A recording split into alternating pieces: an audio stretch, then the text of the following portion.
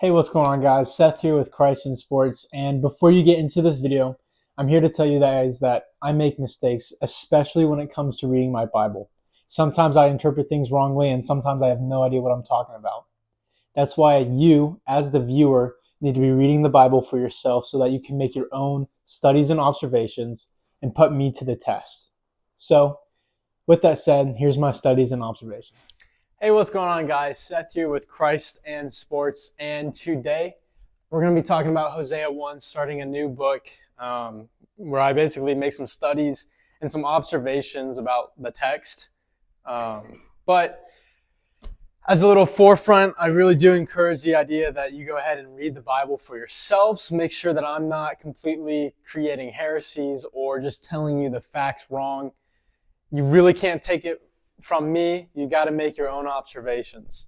But with that said, in this specific video, something I'm going to be mentioning about in the Hosea 1 chapter is there's a lot of imagery, used to paint pictures, not imagery, metaphors through a real life situation, a historical event turned metaphor. And so some of those metaphors that we're going to be looking at relate to the marriage of Hosea, Hosea's children, and then towards the end here, I'm going to make the point of God's faithfulness despite these two situations and the situation of Israel. Little context before I start reading is this is a prophet, and most of the time when a prophet is sent, Israel is not in a good place. A lot of the times what it means is Israel has separated themselves from God, and God is sending a prophet to bring them back to God.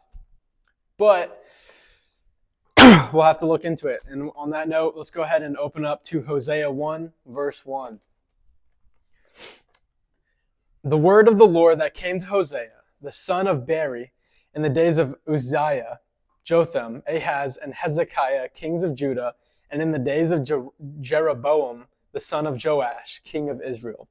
Pause right there. That first verse establishes that this is a real person in a real place in a real time. And it has been given immediate authority because it's the word of the Lord. We know this is a real place, real person, real time, because if we go back to, it might be 1st or 2nd Samuel and 1st and 2nd Chronicles, where the entire history of Israel is laid out. And so we can see this take place. Continuing on in verse 2. When the Lord first spoke through Hosea, the Lord said to Hosea, "Go take to yourself a wife of whoredom and have children of whoredom, for the land commits great whoredom by forsaking the Lord." So he went and took Gomer, the daughter of Diblaim, and she conceived and bore him a son. All right, pause right there. That's verses 2 through 3. That shows the marriage. And what that marriage represents, that metaphor of the marriage, is God calls Hosea to marry a prostitute, or a lady of the streets, I shall say. And what that really is representing is that God has married Israel, and Israel has been the whore, has been the lady of the streets, the prostitute. Because what happens is that Israel is going around and giving worship to other gods. One of the 10 commandments is, don't have any other gods before me. The next one after that is, don't have any idols. Well, that's exactly what Israel is doing, is they're having so many other gods. So in a way, if God is married to Israel, Israel's cheating on God all the time. So Hosea marrying a prostitute is exactly what Israel has done with God. They're going around against God. Then, continuing on in verse 4, as we're going to talk about the children. And the Lord said to him, "Call his name," this is the firstborn, "Jezreel, for in just a little while I will punish the house of Jehu for the blood of Jezreel, and I will put an end to the kingdom of the house of Israel. And on that day I will break the bow of Israel in the valley of Jezreel."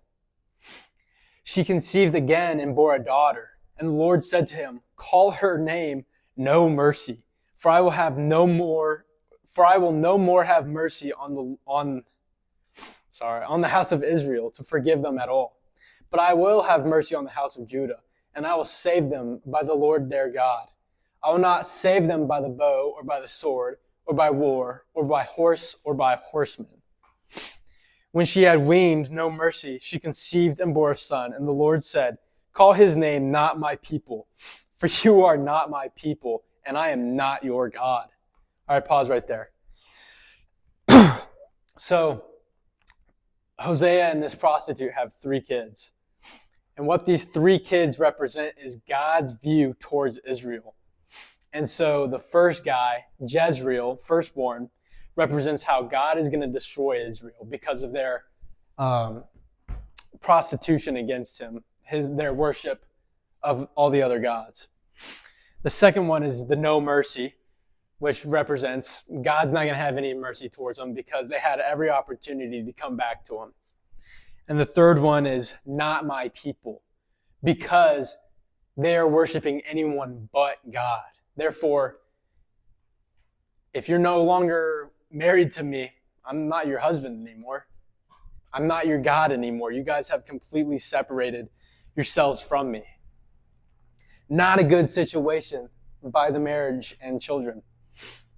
Something else I want to point out is that last section, 8 through 9, it really does show that despite our separation, 8 and 9 shows that God has completely separated himself from, God has completely let us separate ourselves from him. That goes in alongside, if we really wanted to dive deep into it, the idea of free will. That despite he's given us the chance to love him, and yet we have chosen not to. We'll see that be played out for the rest of this book. Continuing on in verse 10, yet the number of the children of Israel shall be like the sand of the sea, which cannot be measured or numbered. And in the place where it was said to them, you are not my people, it shall be said to them, children of the living God. And the children of Judah and the children of Israel shall be gathered together, and they shall appoint for themselves one head, and they shall go up from the land, for great shall be the day of Jezreel. So, coming off and away from these two, where we see that through the metaphor of Hosea's marriage, we see that Israel has been cheating on God, basically. We've been worshiping other gods other than God. Then through the metaphor of the children, we're seeing about exactly how God is viewing the situation. He doesn't like the situation. He's going to destroy Israel because we don't see him as our God, and he doesn't see us as his people anymore. So with those two, that doesn't sound very good.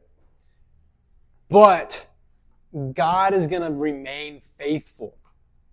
If we think back to the promise he made with Abraham about how his people will be as many as the grains of sand, we see here that God is still faithful to that covenant when he says that, yet despite my promise to destroy you guys because of your adultery against me, yet the number of children of Israel shall still be like the sand of the sea, which cannot be measured or numbered.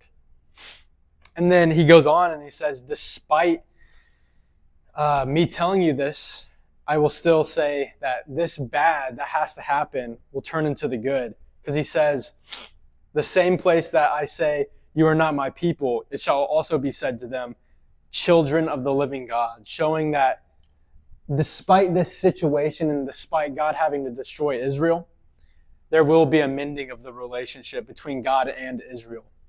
Showing that he is faithful in his promises. Then, what's crazy is that in verse 11, the children of Judah and the children of Israel shall be gathered together, and they shall appoint for themselves one head. Who is this one head?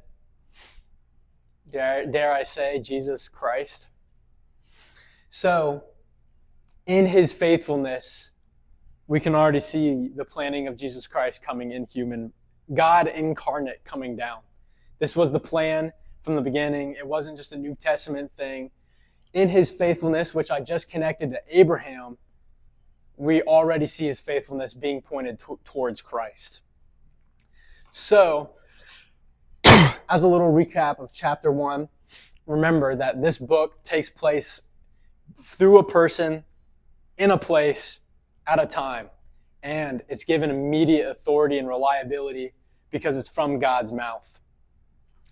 Then we see that Hosea's whole marriage is a metaphor for how Israel has been a whore against God, how Israel has completely disowned God by worshiping other gods and idols. Then we see the metaphor of Hosea's children being that God doesn't see us as his people anymore. God's going to destroy his people. Not a pretty sight. But despite these two negatives, the greatest positive is that despite this and despite our own faults and our own rebellion against God, he's still going to be faithful to his promises. So with that said, if you don't think that these are right and you don't see where I'm getting at, I encourage you to read this for yourself. Hosea 1.